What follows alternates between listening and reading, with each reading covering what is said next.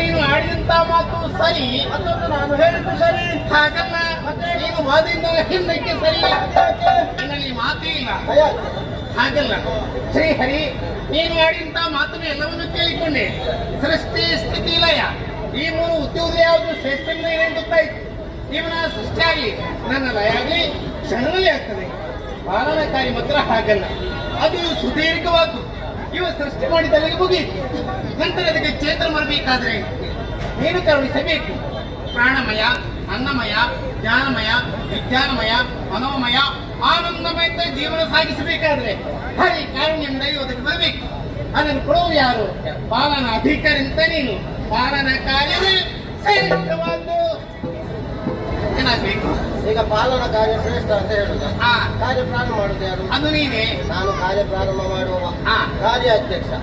ನಾನು ಏನು ಬರೆದಿದ್ದೇನೆ ಎನ್ನುವುದನ್ನು ನೋಡಿ ಅವ ಕರ್ಮ ಮಾಡು. ಅವ ಕರ್ಮ ಅಧ್ಯಕ್ಷ, ಅವ ಕರ್ಮಾಧ್ಯಕ್ಷ, ನಾನು ಕಾರ್ಯಾಧ್ಯಕ್ಷ. ಈಗ ನನ್ನನ್ನು ದೊಡ್ಡವಂತ ಉಪಾಧ್ಯಕ್ಷ. ದೊಡ್ಡವಂತ ಒಪ್ಪಿಕೊಡ್ಬೇಕು.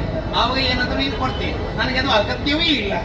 ಆದ್ದರಿಂದ ನಮ್ಮಲ್ಲಿ ಬರಲಿ ಭೇದಿ ಇಲ್ಲ. ಮುಂದಕ್ಕೆ ಬ್ರಹ್ಮ ಸೃಷ್ಟಿ ಮಾಡುವಂತಹ ಜೀವಗಳಿಗೆ ಗೊತ್ತಾಗಬೇಕು.